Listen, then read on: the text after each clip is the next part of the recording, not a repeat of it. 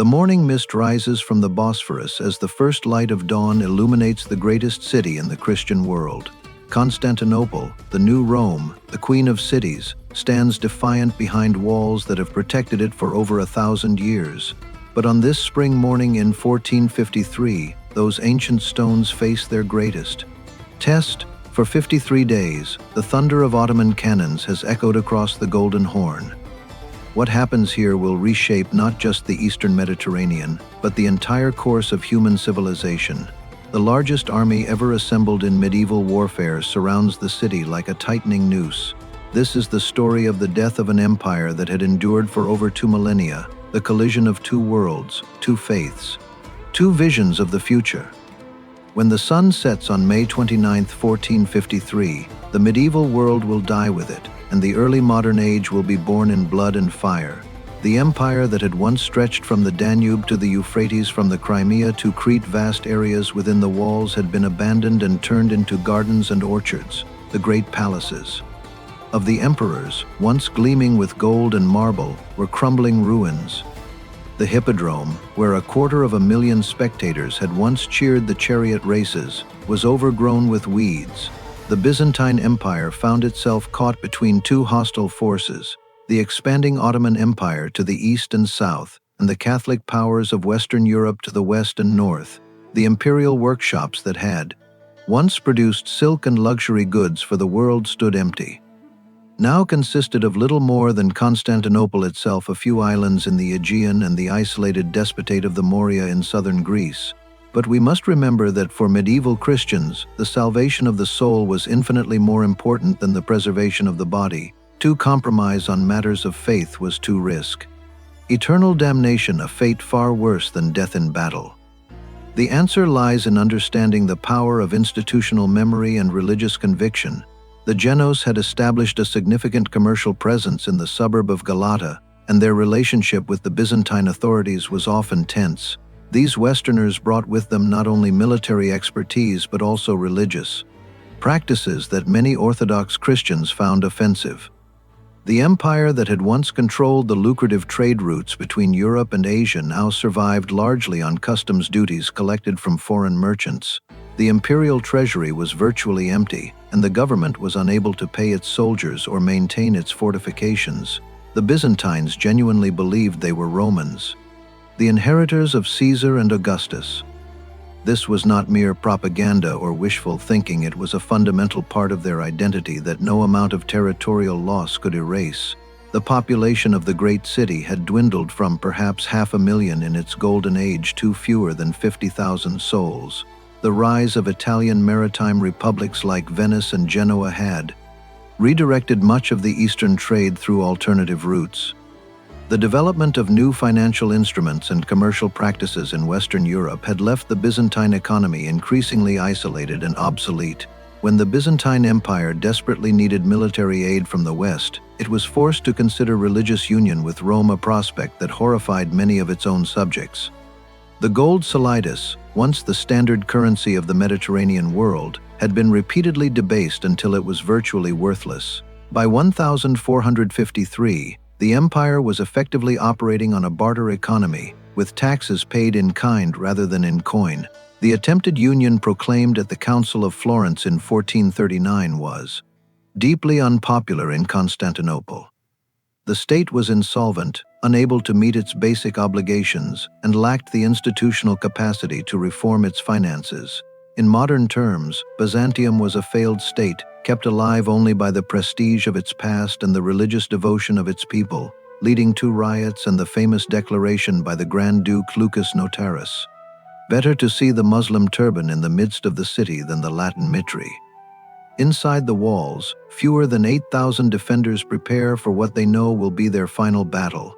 This is not merely the story of a siege. Too many Orthodox Christians, the Catholics, were heretics who had corrupted the true faith. The Filioque controversy, disputes over papal authority, and differences in liturgical practice had created a chasm that seemed unbridgeable. Founded by Constantine the Great in 330 AD, Constantinople had been the capital of the Roman Empire for over 11 centuries. When barbarians sacked Rome itself, when the western provinces fell to Germanic tribes, when the very name Roman became a memory in the lands of its birth, the Eastern Roman Empire endured. The Byzantine Empire, that last flickering flame of ancient Rome, is about to be extinguished by a 21-year-old Ottoman sultan who believes he is destined to rule the world. This is the story of how the world changed forever in 53 days. The ghost of Rome. To understand the magnitude of what was lost in 1453, we must first understand what the Byzantine Empire represented. But the Byzantium of 1453 was a shadow of its former glory. Walking through Constantinople in 1453, a visitor would have seen a city in decline. From our perspective today, we might wonder how the Byzantines could have maintained the illusion of empire for so long. The religious situation in 1453 was far more complex than a simple clash between Christianity and Islam. The schism between Eastern and Western Christianity, formalized in 1054, had created a bitter divide that would prove catastrophic for Byzantine survival. This religious division had profound political consequences. This religious intransigence seems almost suicidal. We might ask how the Byzantines could choose theological purity over physical survival. The situation was further complicated by the presence of Western merchants and soldiers in Constantinople. The economic collapse. The Byzantine Empire's economic situation in 1453 was desperate. The economic decline was not merely the result of territorial losses. The currency itself told the story of imperial decline, I believe. We can see that the Byzantine Empire was facing what we might call a sovereign debt crisis. The demographic situation in Constantinople was equally dire. The city that had once been the largest in Europe now struggled to maintain a population of 50,000. Disease, warfare, and economic hardship had driven away much of the population, leaving vast areas within the walls uninhabited. The great aristocratic families that had dominated Byzantine politics for centuries were mostly extinct or impoverished. The merchant class had largely disappeared, replaced by foreign traders who owed no loyalty to the empire. The skilled craftsmen who had once made Constantinople famous throughout the world had emigrated to wealthier cities in Italy and elsewhere. The social structure of the city reflected this decline. The young men who might have defended the city were either dead, fled, or too few to make a difference. The population was declining, the economy was shrinking, and the state was unable to provide basic services. The emperors still styled themselves as successors to Augustus and Constantine. On one hand, it demonstrates the power of cultural memory and religious conviction to sustain a people through the darkest times. On the other hand, it may have prevented the Byzantines from making the practical accommodations that might have ensured their survival. The Patriarch of Constantinople still claimed authority over all Eastern Christians. The dream of restoring the empire to its former glory persisted, even as the reality of its situation became increasingly desperate.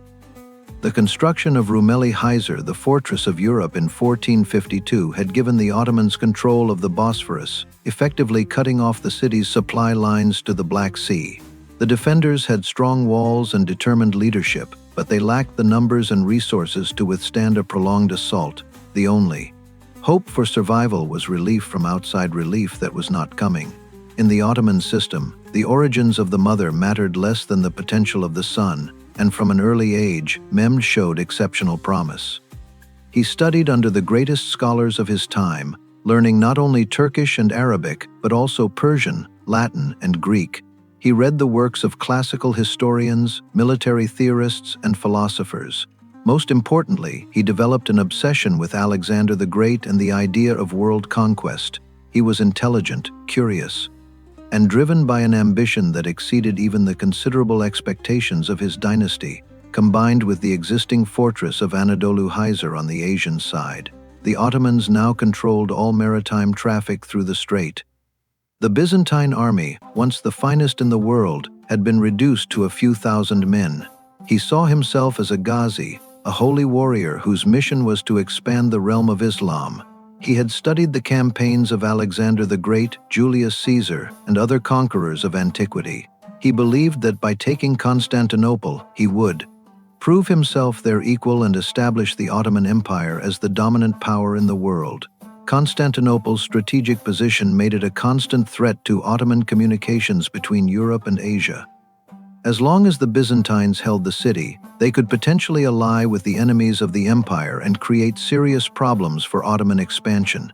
He understood that the conquest of Constantinople would require not just military force, but also careful planning, innovative technology, and massive resources. The campaign that began in 1453 had been in preparation for over a year. The fortress gave the Ottomans control of the Bosphorus, but it also demonstrated their determination to proceed with the conquest. The speed with which the fortress was built in just 4 months showed the world the organizational capabilities of the Ottoman state. The conquest of Constantinople would eliminate this threat and consolidate Ottoman control over the eastern Mediterranean. He understood that success would require not just courage and religious conviction, but also superior technology, logistics, and organization. This systematic approach to warfare would become a hallmark of early modern military science. The conquest of Constantinople would be the greatest Ghazi victory in history, surpassing even the achievements of the early caliphs who had conquered Syria and Egypt. He was a product of his time in his religious convictions, but remarkably modern in his strategic thinking and use of technology, while European armies were still experimenting. With cannons, the Ottomans had already integrated artillery into their standard military doctrine. The army that besieged Constantinople included over 60 cannons, ranging from small field pieces to massive siege guns that could fire stone balls weighing over 600 pounds. The Ottoman army also included significant numbers of Christian auxiliaries, including Serbian and Hungarian contingents, demonstrating the multi-ethnic nature of the empire.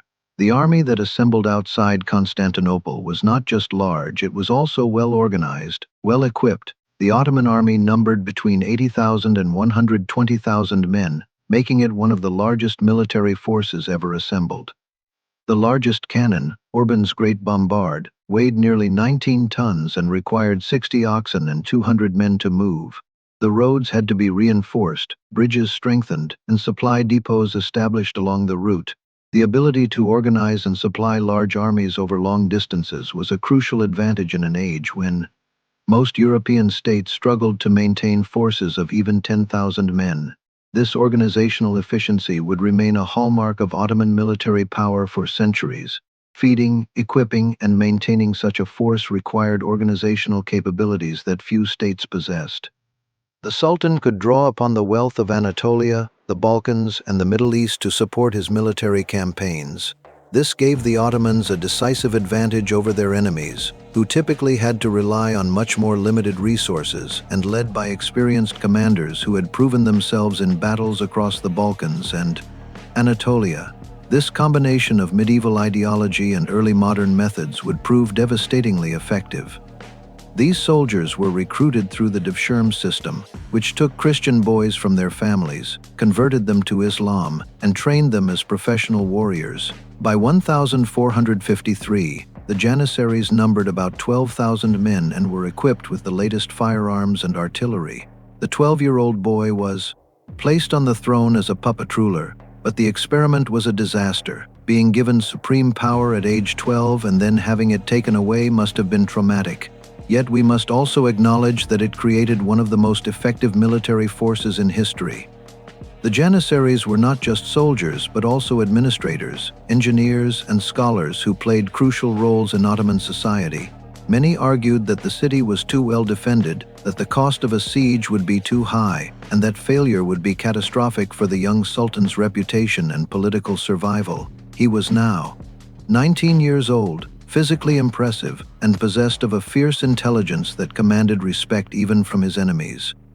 He had spent the intervening years studying military science, governance, and history, preparing himself for the role he was destined to play.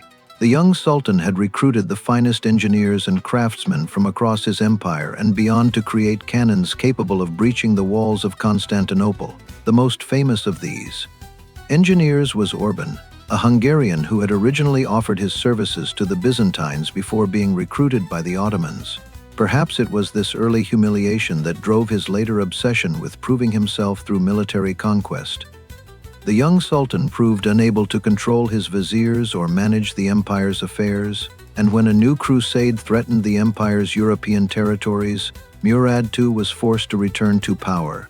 The empire lacked the resources to hire significant numbers of mercenaries, and its appeals for help from the West had largely fallen on deaf ears. The defenders of Constantinople would have to face the largest army in the world with forces that were outnumbered by more than 10 to 1. This kind of systemic collapse is extremely difficult to reverse, and historically, it has usually led to conquest or complete political dissolution. Ottoman territory surrounded Constantinople on all sides, making it impossible for the Byzantines to receive overland reinforcements or supplies. The city was effectively under siege. Before the formal siege began, the walls that had once protected 500,000 people now enclosed a city that was more village than metropolis. What remained was a population that was aging, impoverished, and increasingly desperate. The intellectual tradition that had preserved classical learning throughout the Dark Ages continued to flourish. The mosaics, frescoes, and illuminated manuscripts produced in Constantinople were of the highest quality. The liturgical music and religious ceremonies of the Orthodox Church retained their ancient beauty and solemnity. Scholars like Gemistos Plethon and Bessarion were among the finest minds of their age, and their work would help fuel the Renaissance in Western Europe. We can see that the Byzantine Empire was experiencing what demographers call a demographic death spiral. Yet even in its final years, the Byzantine Empire retained elements of its former greatness. The artistic and architectural heritage of Byzantium remained magnificent. Hagia Sophia, though in need of repair, was still one of the world's great buildings. Most importantly, the Byzantine Empire retained its sense of mission and identity. This persistence of imperial ideology is either admirable or delusional. By 1453, the Ottoman Empire had achieved complete strategic encirclement of Constantinople. The land approaches to the city were equally compromised. The military situation was hopeless. We can observe that the strategic situation of Constantinople in 1453 was analogous to that of a medieval castle under siege. Mehmed II was born in 1432, the son of Sultan Murad II and a slave girl, whose name has been lost to history. The young prince received the finest education available in the Ottoman Empire. Mehmed's first taste of power came in 1444, when his father briefly retired from the throne. We might wonder what kind of psychological impact this early failure had on Mehmed. The Mehmed who became Sultan in 1451 was a very different person from the boy who had failed 9 years earlier. The decision to attack Constantinople was not made lightly. Mehmed's advisors were divided on the wisdom of such an undertaking. But Mehmed was driven by forces that transcended mere political calculation. More than religious conviction, however, Mehmed was motivated by a vision of imperial greatness that drew on both Islamic and classical traditions. You might see Mehmed's motivations as a complex mixture of religious zealotry, personal ambition, and historical consciousness.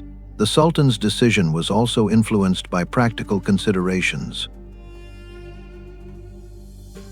Once the decision was made, Mehmed began preparations with characteristic thoroughness. The most important element of Mehmed's preparation was the development of a new type of artillery.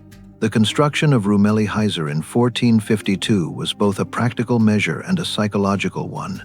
Mehmed's preparations demonstrated a level of strategic planning that was unusual for the medieval period. The Ottoman Empire of 1453 was the most powerful military force in the world.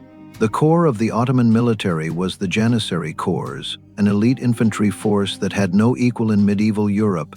The Janissaries were supported by a complex military organization that included regular infantry Azaps, light cavalry AK, heavy cavalry Sipahi, and various specialist units. I might find the Devshirme system morally objectionable, as it involved the forced recruitment of Christian children and their conversion to Islam. The Ottoman military's greatest innovation was its use of gunpowder weapons. The siege of Constantinople required a logistical effort that was unprecedented in medieval warfare. The transportation of the great cannons from the foundries of Adrianople to the walls of Constantinople was itself a major engineering achievement. The Ottoman logistical system was based on the empire's administrative efficiency and its control of resources across a vast territory. The Ottoman Empire's logistical capabilities were a key factor in its military success. Constantine Palaeologos became the last Byzantine emperor in 1449, inheriting a throne that was more burden than blessing. At 45 years old, he was an experienced military commander who had spent much of his adult life fighting the Ottomans in the Peloponnese. He understood better than anyone the desperate situation facing his empire. Constantine was not crowned in Hagia Sophia, as Byzantine tradition demanded, but in the provincial city of Mistras in the Peloponnese. The answer lies in understanding the medieval concept of duty and honor. For a member of the Palaeologos dynasty, abandoning the throne would have been unthinkable. Constantine genuinely believed that he was called by God to defend the last remnant of the Roman Empire, regardless of the personal cost. This detail reveals the extent of the empire's decline. The emperor could not even safely travel to his own capital for his coronation ceremony. The emperor and a handful of supporters proclaimed their acceptance of papal authority and Catholic doctrine, while the vast majority of the clergy and population remained opposed. He was willing to sacrifice religious principles for political survival, yet the sacrifice proved ineffective. The West provided minimal military aid, while the Union alienated many of his own subjects. It was a gamble that failed on both counts. Many Orthodox Christians refused to attend services in Hagia Sophia after the Union was proclaimed, viewing the cathedral as polluted by heretical practices. Many Orthodox Christians believed that God was punishing the empire for its religious compromises. Merchants, craftsmen, and ordinary citizens took up arms alongside the soldiers. The defense was also strengthened by the presence of foreign volunteers, most notably Giovanni Giustiniani, a Genos condottieri who arrived with 700 well-equipped men. Giustiniani and his men were mercenaries, fighting for pay rather than principle. Yet the sources suggest that they were genuinely committed to the defense of the city. Greeks, Italians, Catalans, and other nationalities fought side by side on the walls. The common threat of Ottoman conquest had created a temporary unity that transcended ethnic and religious differences. Perhaps they understood that they were participating in a historically significant event, or perhaps they were simply inspired by the courage of the emperor and his people. Some even argued that Ottoman conquest would be preferable to continued union with Rome, viewing the Turks as the lesser evil, unlike some of his predecessors. He did not indulge in fantasies of reconquest or dreams of restoring the empire to its former glory. With the Ottoman blockade already in effect, Constantinople was dependent on whatever supplies could be accumulated before the siege began. The emperor ordered the confiscation of grain from private stores and the establishment of communal kitchens to ensure fair distribution. Mehmed II, following Islamic law, offered the city terms for surrender. The emperor's words were carefully chosen to emphasize both his Christian faith and his Roman heritage. He saw himself as the last guardian of a 1,000-year tradition that he would not betray. The terms were remarkably generous by medieval standards. The emperor would be allowed to rule the Peloponnese as an Ottoman vassal, and the city's population would be spared. He focused instead on the practical tasks of defending his city and caring for his people. These questions are impossible to answer definitively, but they highlight the tragic nature of the situation. Constantine was faced with choices that had no good outcomes, only different forms of disaster, in a moment of symbolic reconciliation. Orthodox and Catholic Christians prayed together for the salvation of their city. The emperor received communion and asked forgiveness from all whom he had wronged. It was a scene that combined medieval piety with the tragedy of impending doom. Food was running low, ammunition was scarce, and the defenders were exhausted by the constant bombardment. He had accepted his fate and was prepared to meet it with dignity. His behavior during these final weeks elevated him from a failed political leader to a tragic hero whose death would be remembered long after his empire was forgotten. He inspected the defenses daily, consulted with his commanders, and made whatever arrangements were possible for the care of civilians.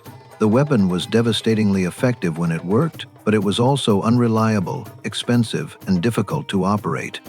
The strategy was to concentrate fire on specific points rather than to attack the entire length of the walls, maximizing the impact of the limited number of shots the cannons could fire each day. It represented the beginning of the artillery revolution that would transform warfare, but it was still a primitive instrument compared to later developments. Medieval siege warfare had traditionally involved catapults and trebuchets, weapons that were powerful but relatively slow and predictable. The Ottoman cannons fired with unprecedented force and frequency, creating a new kind of psychological as well as physical pressure. He also spent long hours in prayer, preparing himself for what he believed would be his final battle. The defenders worked frantically to repair the damage each night, using whatever materials they could find. They dug trenches and built earthworks to create additional lines of defense. Most importantly, they used their own smaller cannons and firearms to harass the Ottoman gun crews and slow their rate of fire. Earth, rubble, and wooden beams were piled behind the walls to absorb the impact of the cannonballs. The Great Bombard required a crew of 200 men to load, aim, and fire. Each shot required over 150 pounds of gunpowder, and the cannon could only be fired 7 times per day due to the risk of the barrel cracking from the heat and pressure. The stone balls had to be individually carved and polished, making each shot extremely expensive. The great guns of Sultan Mehmed II opened fire on the land walls, beginning what would become the most intensive artillery bombardment in history up to that time. Yet Constantine remained resolute, inspiring his men through his own example of courage and determination. The cannon was over 26 feet long, weighed nearly 19 tons, and could fire a stone ball weighing more than 600 pounds. When it fired, the sound could be heard for miles, and the ground shook as if from an earthquake. He made regular appearances on the walls, speaking to the defenders and sharing in their hardships. For Mehmed, the conquest of Constantinople was both a religious duty and a strategic necessity. For Constantine, the defense of the city was a sacred obligation that transcended practical considerations. Neither side could compromise without betraying their deepest beliefs. He participated in religious ceremonies and public prayers, demonstrating his faith in divine protection. These gestures were crucial in maintaining the unity and determination of the defenders. The land walls were inspected and repaired where possible. Though the emperor lacked the resources for major reconstruction projects, he combined practical military planning with effective psychological management of his forces. His willingness to share the dangers and hardships of his people earned him their respect and loyalty, even among those who opposed his religious policies. The chain across the Golden Horn was strengthened, and the small Byzantine fleet was positioned to defend the harbor. The empire's treasury was empty, its army was reduced to a few thousand men, and its territory consisted of little more than the capital city itself. Any hope of survival depended on securing military aid from the west, but this would require religious concessions that many of his subjects found unacceptable. The core of the defense consisted of the remnants of the Byzantine army, perhaps 2,000 professional soldiers, including the elites Colli Palatini, the imperial guard.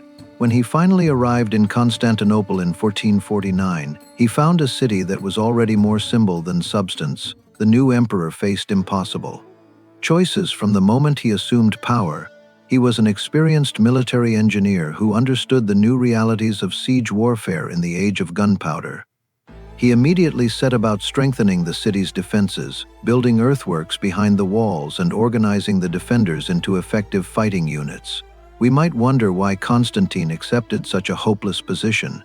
Constantine's character emerges clearly from the contemporary sources. He was described as pious, brave, and intelligent, but also as a realist who understood the limitations of his position. In 1452, he formally proclaimed the union in Hagia Sophia, hoping that this religious concession would secure military aid from the Catholic powers of Europe. The decision was deeply unpopular with his subjects and may have cost him more support than it gained. The most controversial decision of Constantine's reign was his support for the union of the Eastern and Western churches. The union ceremony in Hagia Sophia was a surreal event from our perspective. Constantine's Decision to support the Union appears both pragmatic and desperate. The emperor's religious policy created a crisis of legitimacy that weakened the defense of the city. Despite the religious controversies, Constantine managed to assemble a diverse coalition of defenders for the siege of Constantinople. More numerous were the civilian defenders who volunteered to fight for their city. Justiniani's presence was crucial to the defense of Constantinople. We might wonder about the motivations of these foreign defenders. The diversity of the defenders reflected the cosmopolitan nature of Constantinople even in its final years. As Ottoman forces began gathering in the spring of 1453, Constantine worked frantically to prepare his city for siege. The most challenging task was organizing the city's food supply. Constantine also worked to maintain morale among the city's population. We can see that Constantine's leadership during the siege was exemplary. As the Ottoman army completed its encirclement of Constantinople, there was a final exchange of diplomatic messages between the two sides. Constantine's response was immediate and definitive. He declared that he would rather die than surrender the city that bore the name of Constantine the Great. The final negotiations revealed the fundamental incompatibility between the two sides.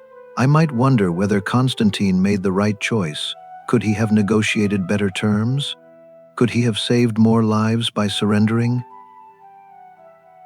The weeks leading up to the final assault were marked by increasing desperation within the city. The Emperor's last days were spent in a round of activity that combined military planning with spiritual preparation. On the night before the final assault, Constantine made his last public appearance in Hagia Sophia. Constantine's final days present a picture of a man who had achieved a kind of spiritual peace despite the desperate circumstances. The thunder of the guns on April 6, 1453, the Ottoman bombardment of Constantinople began with a sound that had never been heard before in medieval warfare, the largest of the Ottoman cannons. The Great Bombard, designed by the Hungarian engineer Orban, was a marvel of medieval engineering and a harbinger of military revolution. The logistics of operating such a weapon were staggering. We can see that Orban's Great Bombard was both a technological marvel and a demonstration of the limitations of early artillery. The bombardment targeted the weakest sections of the land walls, particularly the area around the Gate of St. Romanus, where the walls were lower and had been damaged by previous earthquakes. The defenders of Constantinople had never faced anything like the Ottoman bombardment. Emperor Constantine personally supervised the defense efforts, moving from one crisis point to another as the bombardment revealed new weaknesses in the walls. The Byzantines also employed countermeasures that showed considerable ingenuity. They hung leather hides and bales of wool from the walls to absorb the impact of the stone balls. Giovanni Giustiniani, the Genoese commander, proved particularly effective in organizing the defense against the artillery bombardment. He understood siege warfare better than most of the Byzantine commanders and was able to implement countermeasures that significantly reduced the effectiveness of the Ottoman guns. His presence was crucial in maintaining the morale of the defenders. The constant noise, the clouds of dust and smoke, and the knowledge that death could come at any moment created a psychological pressure that was almost unbearable for the defenders and civilians alike. The psychological war they timed their bombardments to disrupt sleep, fired at random intervals to prevent the defenders from establishing routines, families huddled in cellars and underground cisterns, emerging only when necessary to find food or water. The Ottoman bombardment was designed not just to breach the walls but to demoralize the defenders and civilians, making them more likely to surrender or flee. The constant fear of death from falling masonry or cannonballs created a climate of terror that undermined the city's ability to function normally. It consisted of massive iron links supported by wooden floats, stretching across the narrowest part of the harbor. If his ships could not sail into the Golden Horn, he would transport them there overland. The operation required precise planning, massive human resources, and innovative engineering. It stands as one of the most remarkable logistical achievements in military history. The operation required incredible logistical coordination and demonstrated The organizational capabilities of the Ottoman state. The ships were lifted out of the water using a system of ropes and pulleys placed on wooden rollers and dragged by teams of oxen and hundreds of men up the steep hill behind Galata across the ridge and down into the Golden Horn. The chain had been used successfully in previous sieges and was considered one of the city's most important. Defensive features. The Byzantines had managed to block the entrance to the Golden Horn with a massive chain, preventing Ottoman ships from entering the harbor. It demonstrated Ottoman technical capabilities, demoralized the defenders, and created new strategic pressures that the Byzantines were unable to counter. The operation showed that traditional defensive advantages could be overcome by superior organization and innovative thinking. The contemporary sources provide glimpses into the daily struggle for survival in a city under siege. The psychological impact was devastating. If the Ottomans could accomplish the impossible by moving ships overland, what other miracles might they achieve? Cannonballs crashed through roofs, walls collapsed without warning, and the streets were filled with rubble and debris. Families took shelter in cellars, cisterns, and underground chambers, emerging only when absolutely necessary. This gave the defenders access to the sea and the possibility of receiving supplies or reinforcements. The answer lies in understanding the medieval acceptance of suffering as part of God's plan and the genuine belief that they were fighting for their faith and their way of life. They provided psychological comfort to the population, reinforced social cohesion during a time of crisis, and gave people a sense of agency in a situation where they had little control over their fate. The power of shared ritual and belief cannot be underestimated in understanding how medieval people coped with extreme adversity. The people of Constantinople endured these hardships because they believed that surrender would be even worse than death, and concentrated their attacks on symbolic targets like churches and palaces to demonstrate their power. The Ottoman blockade prevented new supplies from reaching the city, and the bombardment made it dangerous to venture out to gather what food remained.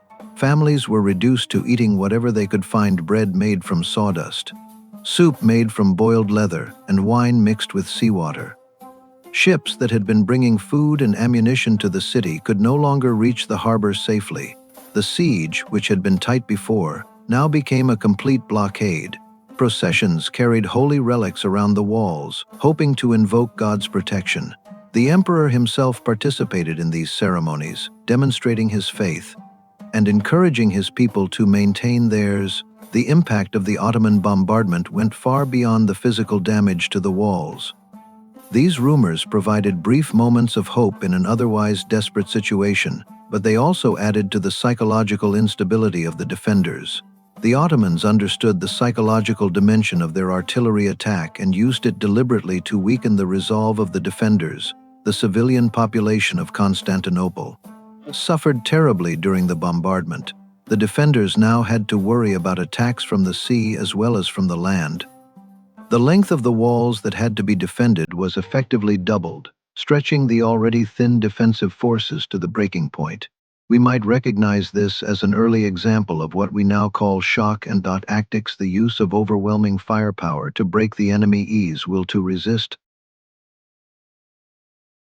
While the great guns pounded the land walls, the Ottoman navy worked to complete the encirclement of Constantinople. The chain across the Golden Horn was a remarkable piece of medieval engineering. Mehmed II's solution to the problem of the chain was characteristically audacious and unprecedented. The transportation of ships overland seems almost impossible, yet the Ottomans accomplished it in a single night. On the night of April 22nd, Ottoman engineers began the seemingly impossible task of moving 67 ships from the Bosphorus to the Golden Horn. When the sun rose on April 23rd, the defenders of Constantinople were stunned to see Ottoman ships sailing in what they had believed was their secure harbor. The presence of Ottoman ships in the Golden Horn transformed the strategic situation of the siege. The Ottoman naval presence in the Golden Horn also cut off the defenders' last reliable supply route. We can see that the transportation of ships into the Golden Horn was a turning point in the siege. What was life like for the ordinary people of Constantinople during those terrible weeks of bombardment and blockade? Food became increasingly scarce as the siege progressed. The constant bombardment meant that no one could feel safe anywhere in the city. I might wonder how the civilian population endured such conditions. The West was coming to save them, that the Ottomans were about to withdraw, that a miracle would save the city. Religious observances became even more important during the siege. The churches of Constantinople were packed with worshippers seeking divine intervention. We can see that these religious observances served multiple purposes. By late May 1453, both sides knew that the siege was approaching its climax. The Ottoman bombardment had created several breaches in the walls, but the defenders had managed to repair them each night.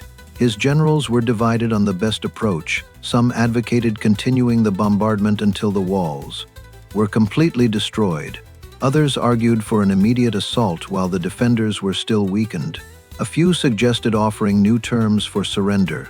The attackers were growing impatient, and the defenders were approaching exhaustion. Something had to give. Sultan Mehmed II called a council of war on May 26 to discuss the final assault. The debate in the Ottoman Council revealed the tensions within the army. News had reached the Ottoman camp that a Hungarian relief force might be assembling. He refused to consider surrender and instead focused on preparing for the final battle. He reminded them of their duty to God, to their families, and to the memory of their ancestors. Facing impossible odds, he chose to inspire rather than despair, to unite rather than divide. His words carried special weight because everyone knew he would keep his promise to fight to the death. He spoke of the thousand-year history of the empire and the sacred trust they had inherited. Both armies knew that the next day would bring the decisive battle, and both sides prepared accordingly. The army was organized into 3 waves of attack, with the irregulars leading the assault, followed by the provincial troops, and finally the elite janissaries. The artillery was positioned to provide maximum support, and the naval forces were ready to attack the seawalls simultaneously. The army was inspired by religious conviction but organized with professional efficiency. The defenders knew they were outnumbered and outgunned, but they were fighting for their homes, their families, and their faith. The city's churches were filled with people praying for a miracle, while the walls were manned by exhausted but determined soldiers. This combination of spiritual and material factors would prove decisive in the coming battle. Greeks, Italians, Catalans, and others knelt together in the great cathedral, united by their shared commitment to resist the Ottoman assault. The great cathedral, which had witnessed the triumphs and tragedies of the Byzantine Empire for nearly 1,000 years, was hosting what everyone knew would be its final Christian service. The symbolic weight of the moment was not lost on the participants. The moment represented both the cosmopolitan nature of medieval Constantinople and the tragic unity that comes only in the face of extinction.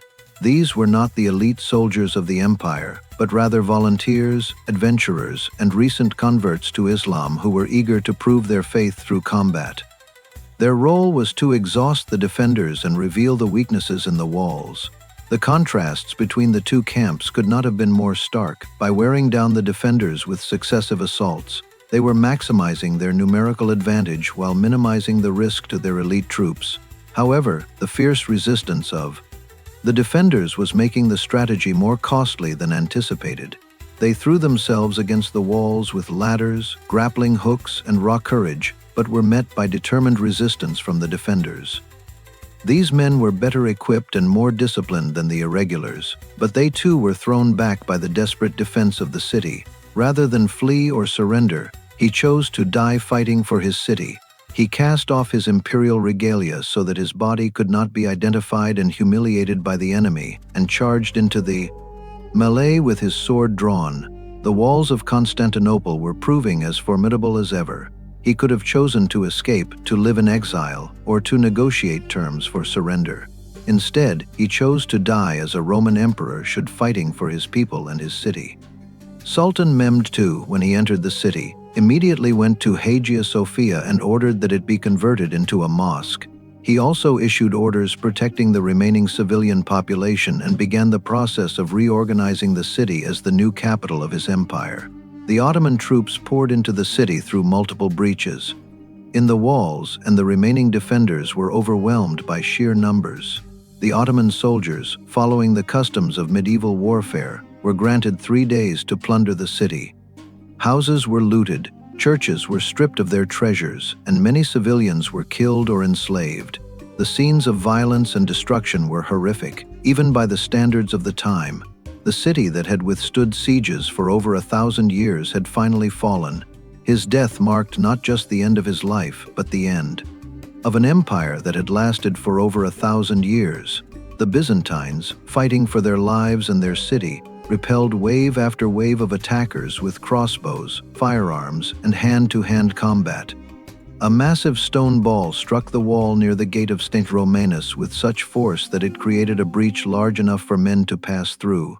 The conquest ended the last remnant of the Roman Empire, marked the beginning of Ottoman dominance in southeastern Europe, and symbolized the transition from the medieval to the early modern world. The event had profound consequences that would echo through the centuries. The Ottoman troops poured through the gap, and the defenders found themselves fighting in the streets of their own city. He positioned his best men at the most vulnerable points, distributed the remaining ammunition, and prepared fallback positions in case the walls were breached. His professional expertise was crucial in maximizing the defenders' chances of survival. For the first time in centuries, Orthodox and Catholic Christians prayed together. Their theological differences temporarily forgotten in the face of common danger. Emperor Constantine, she received communion and asked for God's blessing on his people. The promise of paradise for those who died in battle was a powerful motivator for the Islamic warriors. The Genos commander had been the backbone of the defense, and his absence was immediately felt. The organized resistance began to crumble as panic spread through the ranks. The prospect of plunder from the wealthy city also provided material incentives for the troops. Most movingly, he asked forgiveness from all who had served him and promised to fight beside them until the end. He walked slowly around the cathedral, speaking to the worshippers and blessing the children. His calm demeanor and quiet dignity in the face of certain death inspired those around him to face their own fate with courage. He spent his last days visiting every section of the walls, speaking to the defenders, and making final preparations for what he knew would be his last fight. Most importantly, the Sultan's own legitimacy depended on achieving a decisive victory. A failed siege would be catastrophic for his reign. The older, more experienced commanders favored caution, remembering previous sieges where hasty assaults had failed with heavy casualties. He consulted with his advisors, considered multiple options, and weighed the risks and benefits of each approach. His final decision to launch the assault was based on a realistic assessment of the military situation and the political pressures he faced. The younger officers, inspired by their sultan's confidence, pushed for immediate action. The Janissary commanders, confident in their elite troops, supported the assault option. From our perspective, we can see that Mehmed's decision-making process was remarkably sophisticated for a medieval ruler. Mehmed's decision was influenced by several factors. The approaching summer would make it difficult to maintain such a large army in the field. Within Constantinople, Emperor Constantine, she was facing his own moment of decision. The walls had been breached in several places, ammunition was running low, and the defenders were exhausted from weeks of constant fighting. Some of his advisors suggested attempting to negotiate new terms with the Ottomans. Constantine's response was characteristic of his leadership throughout the siege. The emperor's final speech to his commanders has been recorded by several contemporary sources. Constantine's final speech represents one of the great moments of medieval leadership. Giovanni Giustiniani, the Genos commander, worked frantically to strengthen the defenses for the final assault. For the night of May 28 to 29, 1453 was one of the most dramatic in medieval history. In the Ottoman camp, the preparations were methodical and confident. The Ottoman preparations included significant religious elements. The army's imams led prayers for victory, and the soldiers were reminded that they were fighting a holy war. We can see that the Ottoman preparations combined medieval religious motivation with early modern military organization. Within Constantinople, the atmosphere was very different.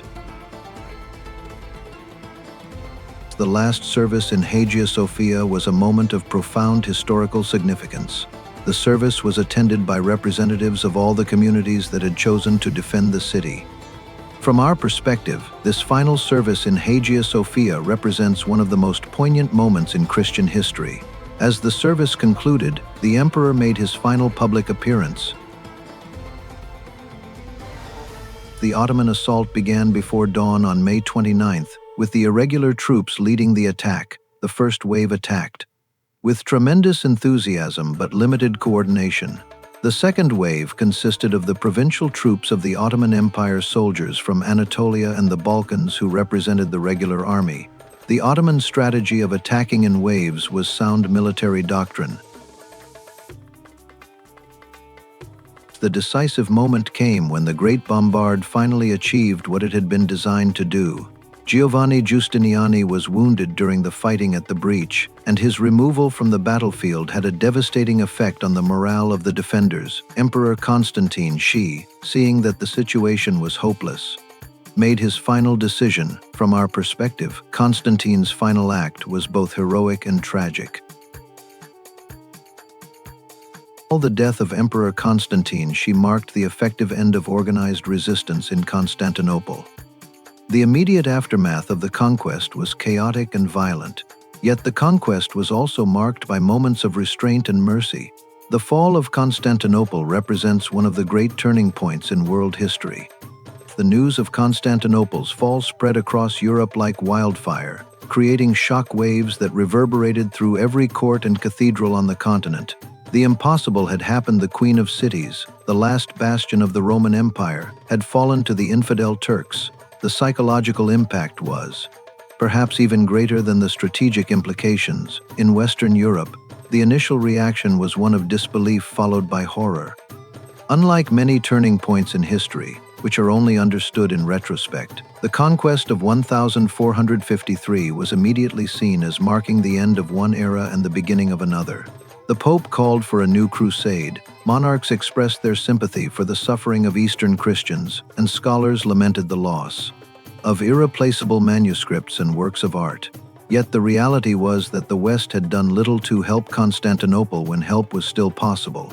The city was repopulated with Muslims, Christians, and Jews from across the Ottoman domains, creating a cosmopolitan center that would rival any city in the world.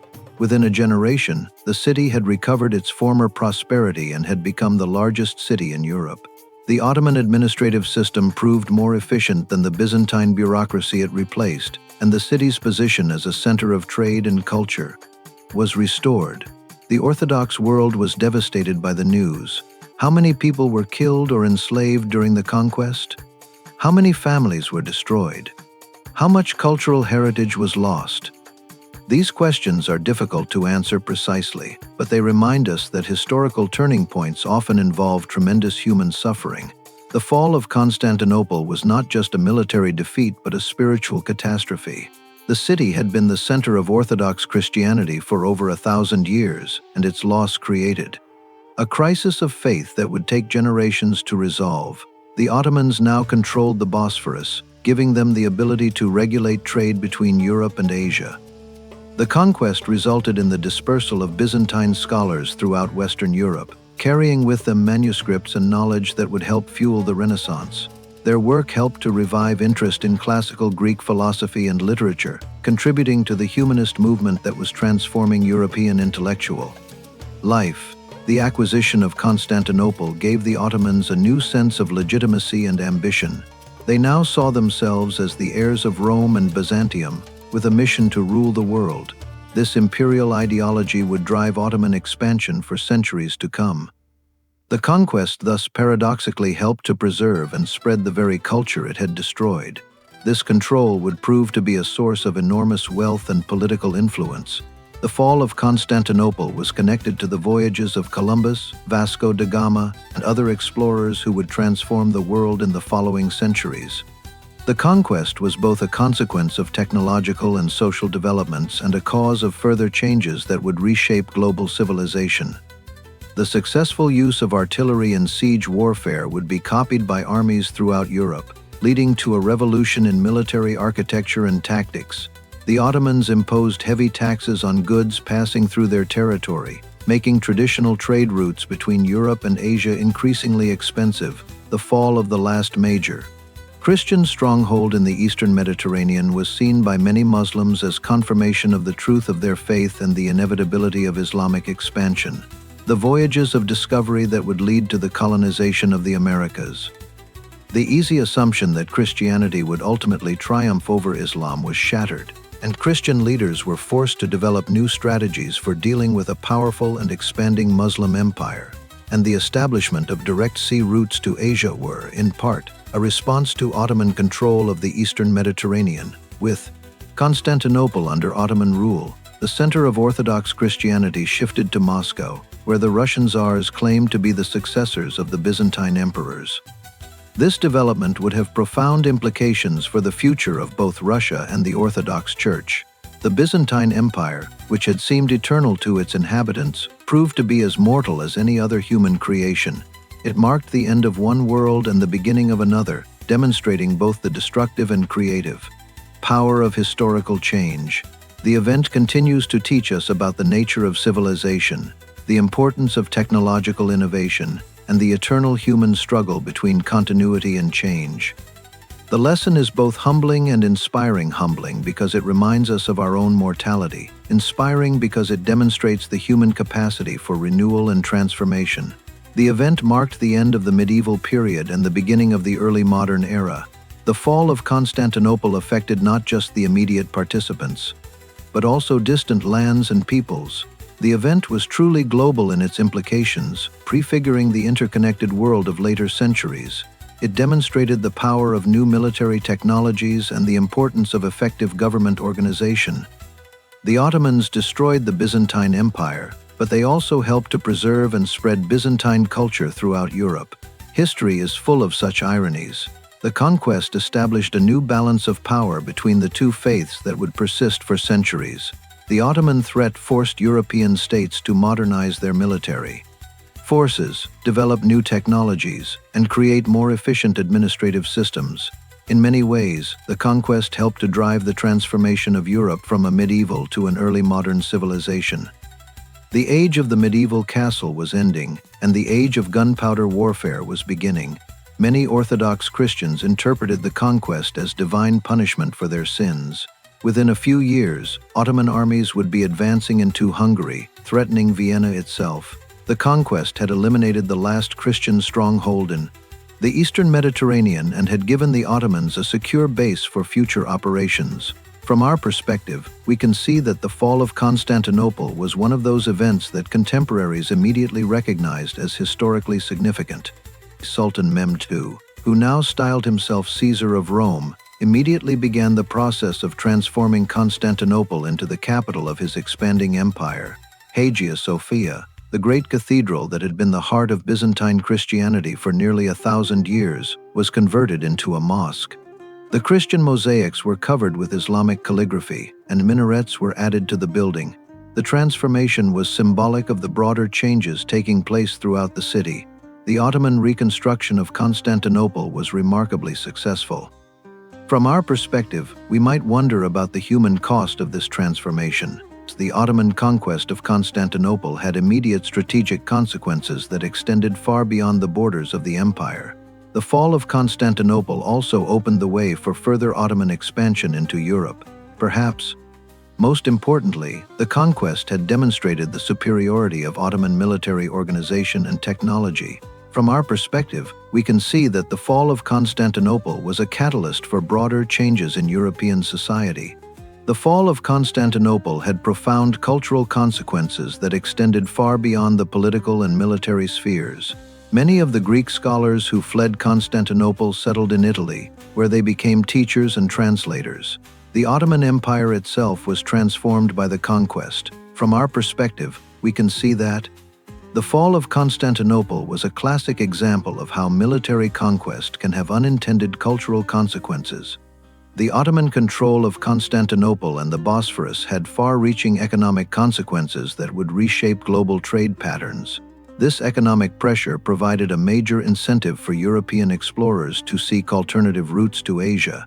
The conquest thus contributed to the beginning of the age of exploration and the establishment of global maritime empires. From our perspective, we can see that the fall of Constantinople was part of a broader pattern of historical change that was transforming the world in the 15th century. The conquest of Constantinople had profound religious consequences that extended far beyond the borders of the Ottoman Empire. For Christians, the conquest was a devastating blow that forced them to reconsider their relationship with the Islamic world. The conquest also had important consequences for the development of Orthodox Christianity. From our perspective, we can see that the fall of Constantinople was a pivotal moment in the history of religious interaction between Christianity and Islam. More than 500 years after the fall of Constantinople, the conquest continues to resonate in our modern world. The conquest also highlighted the interconnectedness of different regions and cultures in the medieval world. Perhaps most importantly, the conquest serves as a reminder of the impermanence of human institutions and the constant process of historical change. From our perspective, the fall of Constantinople stands as one of the great turning points in human history.